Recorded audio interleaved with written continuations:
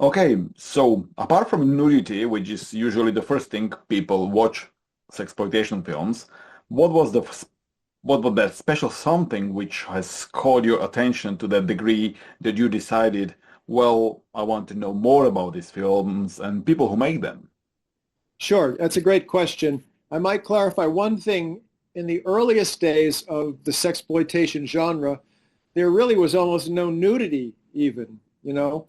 The films were the films did not hide the fact that they were dealing with sex or sexuality Hmm.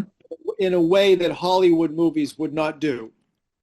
Although actually the early sexploitation films like to some of them were legitimately inspired by European films which were dealing in a slightly more frank manner, Hmm.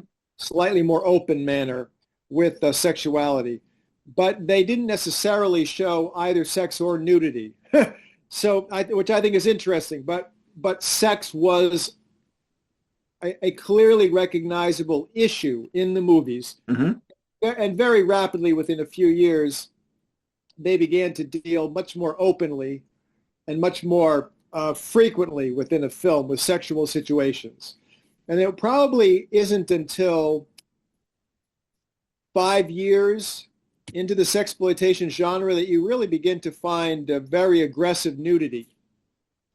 And that had to do with in the United States, we had no national censorship laws per se. Hmm. Um, there was a concept called obscenity. Yes, So that's certain, what I wanted about to say, yes. yeah, certain novels were considered to be obscene, et cetera, et cetera. But there was no mechanism for censoring anything. So you could put anything you wanted in a movie, but you ran the risk of the movie being declared obscene. There was no central authority that said you can put this in and you can't put that in. So what happened was a negotiation where filmmakers would put in a little more sexual content and then eventually a little more nudity. And then maybe those would be challenged in the court system. Hmm. And Yeah. the courts would say, okay, doesn't matter. It's not a problem. They can do it. And then the next person would add a little more, and then it would go back to the courts. So it kind of moved along gradually, The pushing the envelope, so to speak, yeah. pushing the envelope. Absolutely. And don't forget this was happening in the 1960s. So people talk about a, quote, sexual revolution going on in the United States. So attitudes about sexuality were changing, and they changed pretty quickly. Although I think that has a lot to do with what we call the baby boom. Yep. So all of a sudden in the 60s, it seemed like every other person was a 19-year-old and their whole life was about sex when it wasn't about drugs. So you had young people interested in sex just like everywhere in the culture. Yeah. So it wasn't, it's not so surprising to me that there was a kind of a sexual revolution.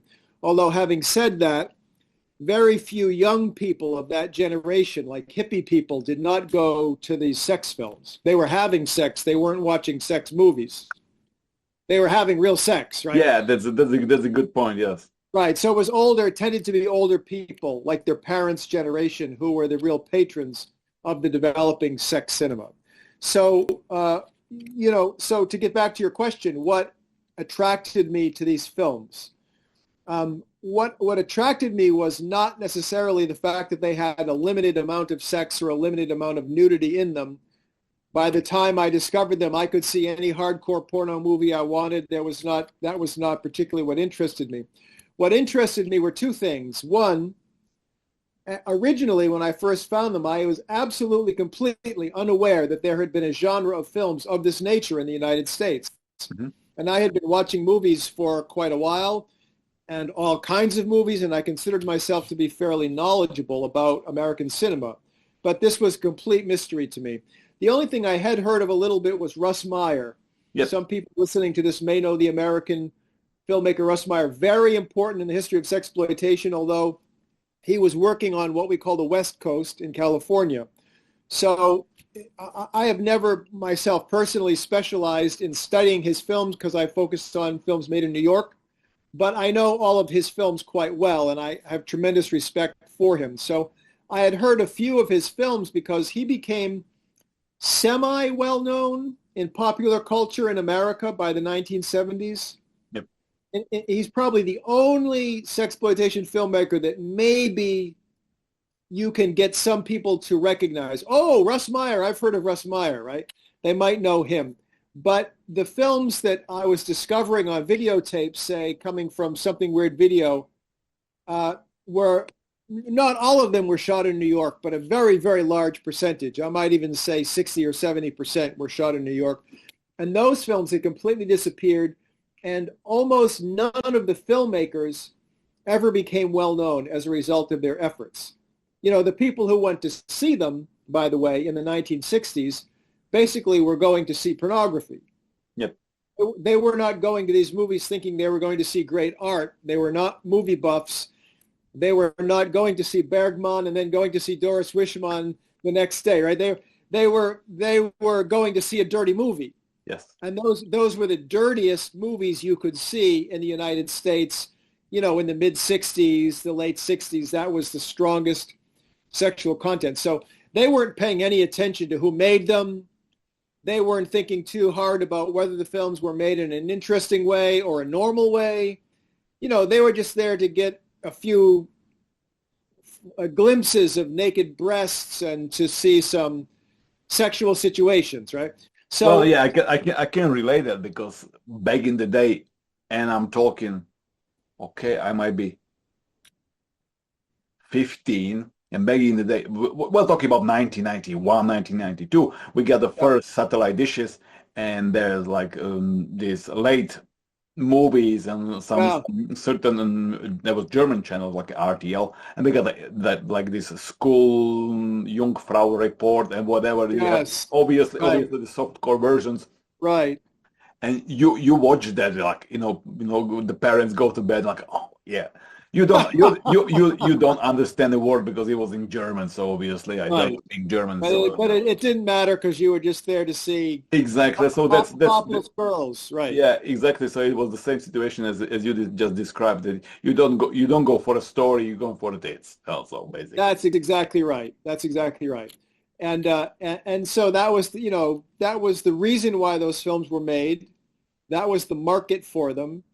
Uh, and by the way, that's not terribly different from the way the mainstream Hollywood movie industry works. Yeah. There's a market. There's a market for horror movies. There used to be a market for musicals.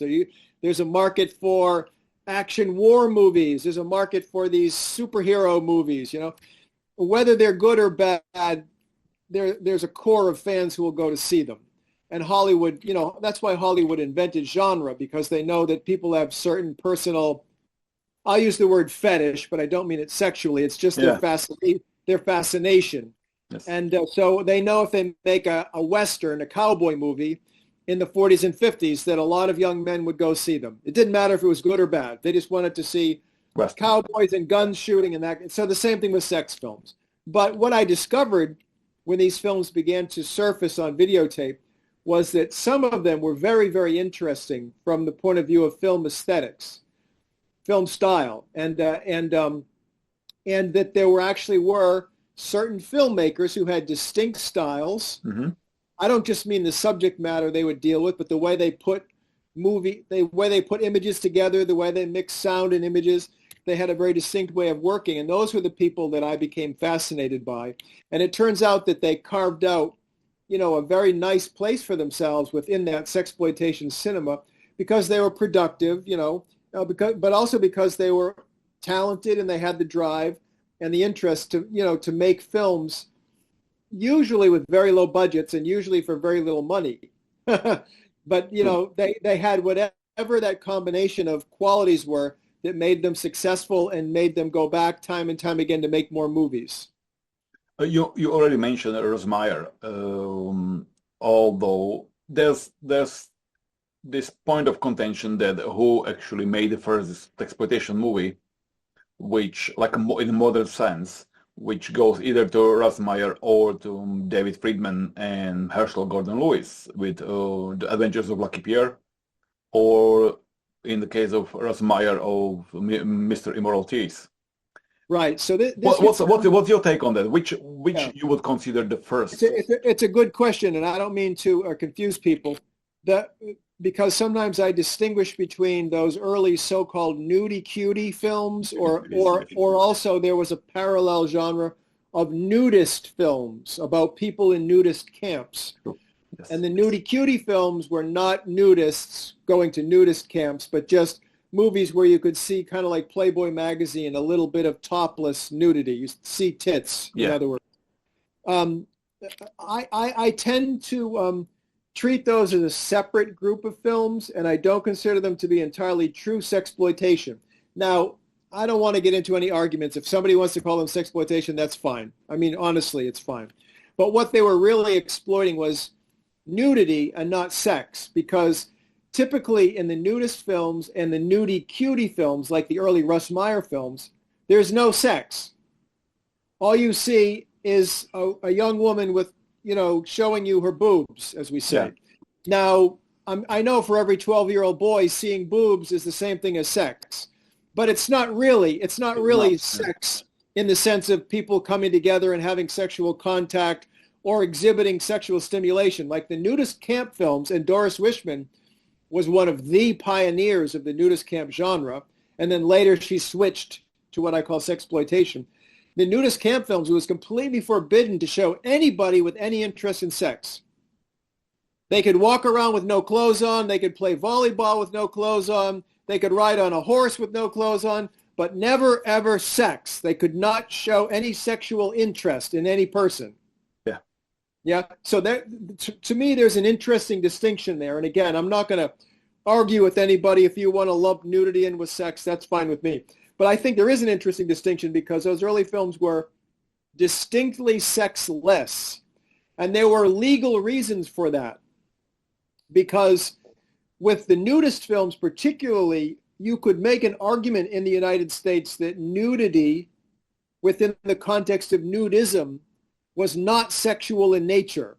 Yeah. Because the nudists made the argument that people only got to be sexually excited by naked bodies because they never see naked bodies.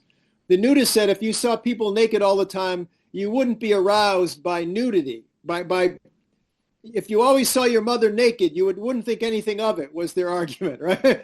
So yeah. the nudist made an argument that nudity in itself was not sexual. So when these movies were challenged in the American court system, the lawyer would say, this is not about sex. It's about the human body, which is normal and natural and healthy. And the lifestyle, yeah. Yes, and it's a normal lifestyle for these people. And also, you can't say that the human body is sexual and dirty and filthy and obscene. Right. And so the judges would usually give up and say, okay, fine, you can have it. Also, don't forget, you could go to an art museum like the Metropolitan Museum in New York and see great paintings with nude women in them, and nobody was stopping you from seeing those. So all these arguments were made to support nudity without sex. If it was nudity with no sex, then that became legally defendable. And then it took a little more time to defend the notion that you could also make a movie where people were literally, clearly doing sexual stuff with one another and to call that equally acceptable from a legal point of view. So I think sexploitation is when the cinema really confronted that problem. How do we deal with sex within the context of a movie, right? How do we deal with sex? And then there was a whole new legal issue, and there were many new legal challenges. For instance, Doris Wishman's early nudist films, her first nudist film was challenged in New York State. The state of New York did have a censor board. People would sit down and watch every movie that was going to be shown in New York State and decide whether it was a good movie or a bad movie, or if any parts needed to be cut out of the movie. Yes. That was unusual. Most parts of America didn't have that, but New York had that. So Doris's first movie was challenged by the censor board, and they made her cut out a little bit of stuff. But they very quickly said, fine, no problem. So she could have made nudist movies forever, and she would have had no problem. But the moment she introduced sex, now there were problems again, because sex was considered a separate issue. Yeah. So that's a little distinction that I like to make, not because I want to argue about what the boundary of the genre is, but because I think they were different legal issues and in some ways different cultural issues. But yeah, the Russ Meyer was a real pioneer, not just in nudity, but also in sex, because his film Lorna was one of the early breakthrough films that was about sexuality, people having sex, and not just about showing some naked boobs or something. Yeah. And then also in New York, you had you had a group of distributors, right? Distributors are the people who are in the business of getting movies into movie theaters. Yes. The filmmaker usually does not do that. They take their finished movie, they give it to someone called a distributor, and it's the distributor's job to call up the movie theaters and say, hey, do you want to show our movie, right? So that you had a group of distributors in New York who made their entire career importing films from Europe, or from Japan was also a popular source for foreign films in America. They were importing these films, and these films oftentimes had more sexual content than American movies. And some of them actually had to go to court, and they were challenged in courts for being obscene. Mm-hmm. So these guys had already done some tests in that respect, and they were already in the business of selling movies that had a little bit of sex in them. So people like a man named William Mishkin, or a guy named Stanley Borden, these guys began to understand that there was a market in America for films with just a little bit of sexual content in them.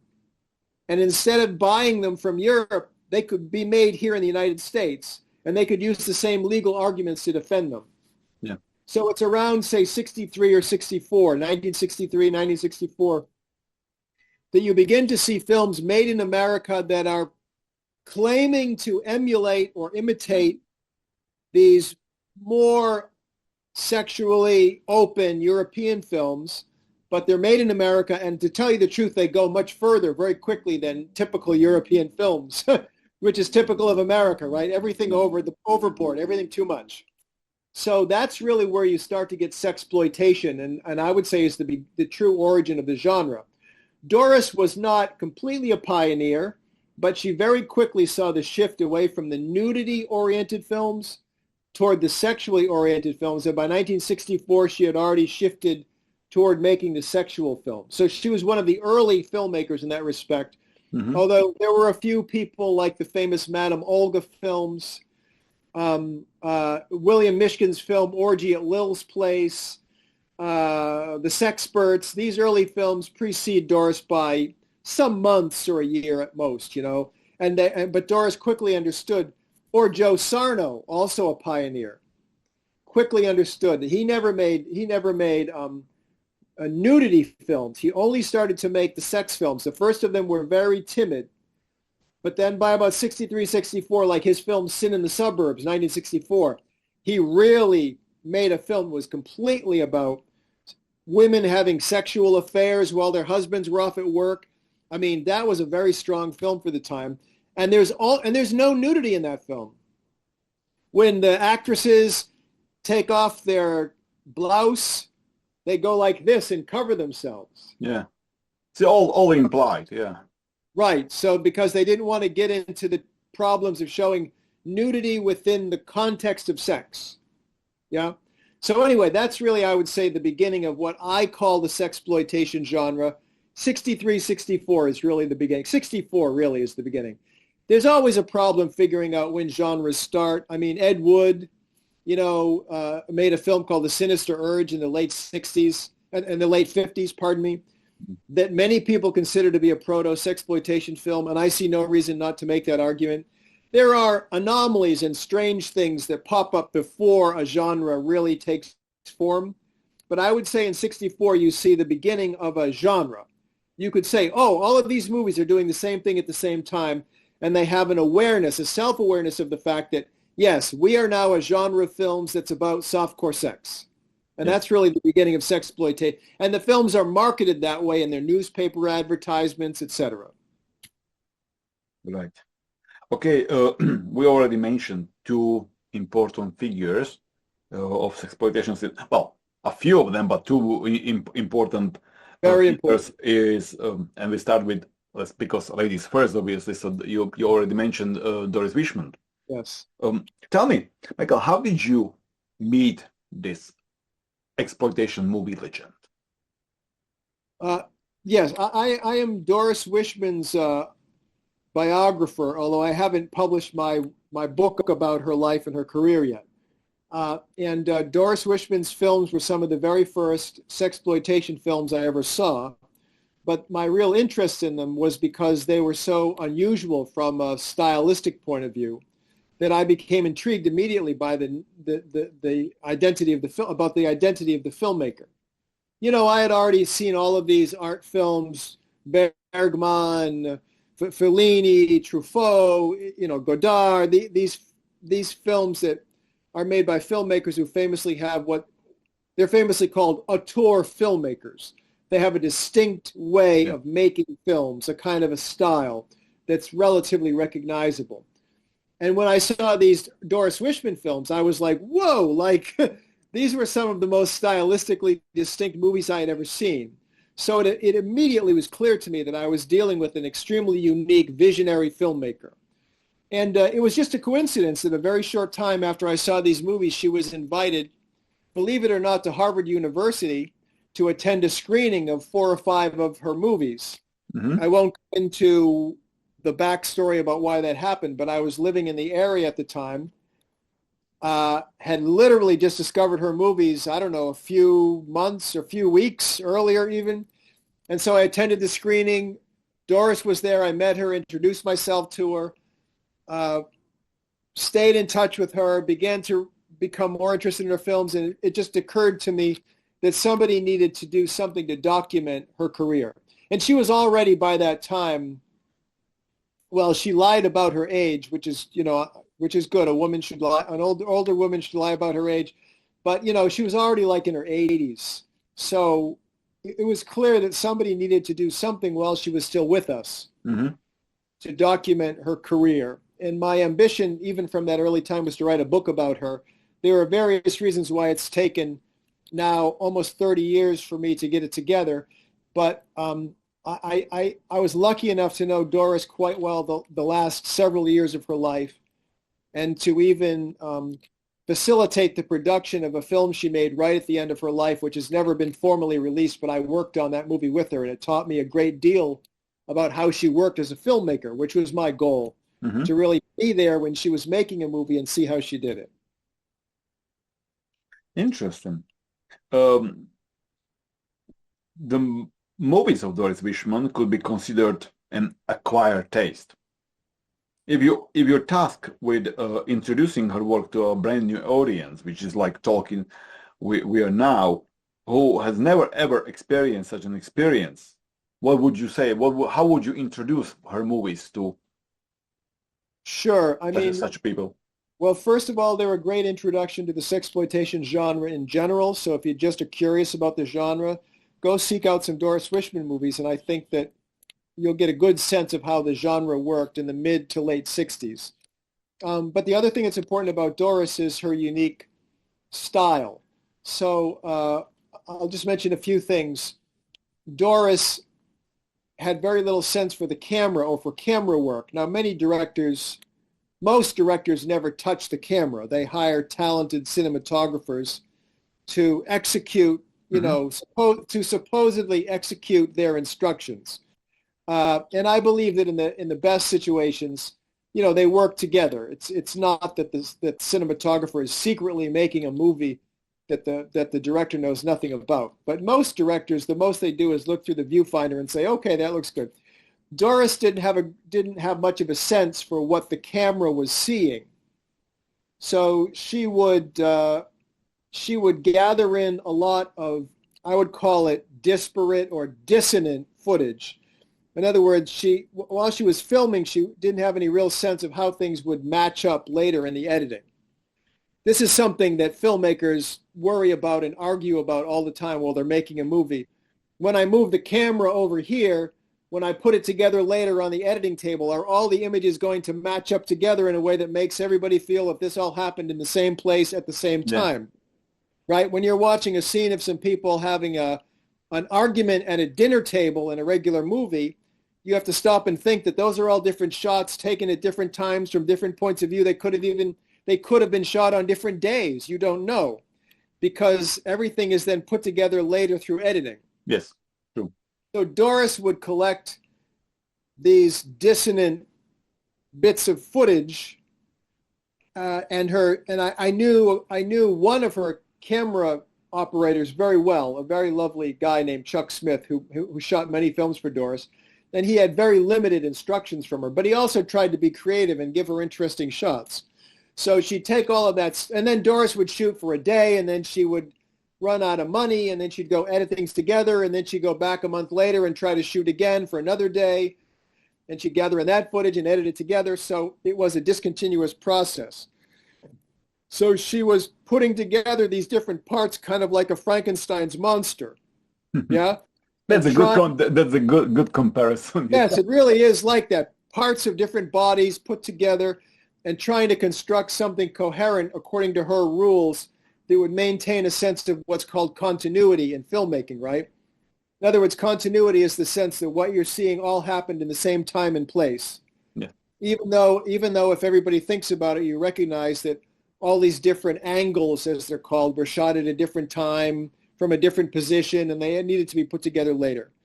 So Doris would laboriously work with an editor to put together these disparate images, and she used certain tricks that other people would not normally use, like an excessive use of what are called cutaways.